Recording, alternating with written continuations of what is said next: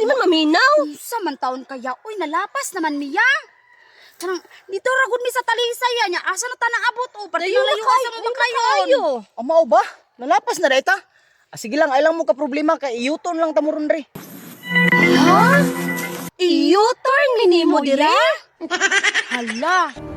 Kanang, kuya, kung i-turn minimo ya, ako'y unaha biya ya ha.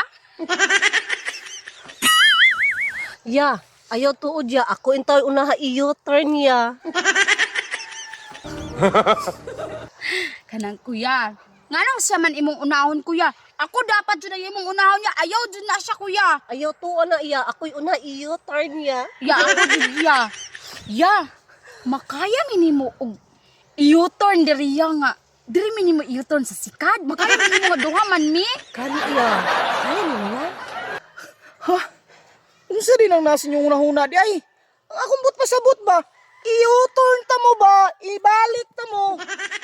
Ay, abi manamog unsa oy. O sige na ya. Tara ya. Tara balik na. Tara ka balik.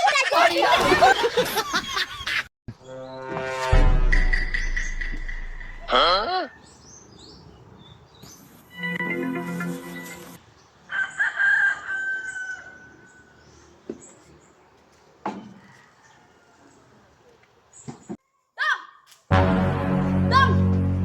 Lubawits! Dong! Dong! Oy, dara! Naghigda-higda na dek ha? Nga na yung magipalayas ang akong anak. Di ba giinan ta ka sa sugod pa lang? Nga pertigin ang malitahan ng bataa. Ha? Kana ko makagwanta ka. Unya karon, imong gi... Kuan, kanang bitang bataa? Pertigid ka maldita. Mao bitaw na ako bitaw. Iya dali kong sukul-sukulan anak. Tan-awa na ron, inig mauli ko kasab-an jud ko na ron pag-ayo.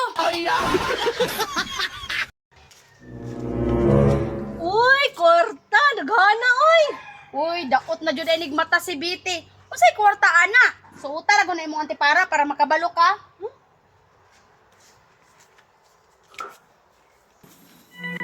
Oh, asa may kwarta diha? Di ba kwarta man nakaganina? Pasagad ra ka. Pang-ilo na ko ni, diha lang sa ka kay malibang ko. Pads! Pads! Oh, unsa man? Kanang pwede ko makapahangyon nimo, Pads? Unsa? Kanang pwede ko mapakambyo nimo tag 500 kay pangbalo na ko sa duha kanak nako ba? 500 500. Oh. Oh. Ay salamat, Pads. Pa, moadto na ko akong balon. Balon? Ra, balon nimo na. Ha, kada ko ba ni? Librehay mo mga classmate. Tagay sila tag 150. Hasta imong maestra, apila na lang pong principal.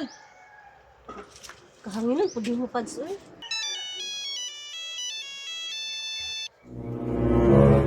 Unsa? Manguyab ka sa kuha?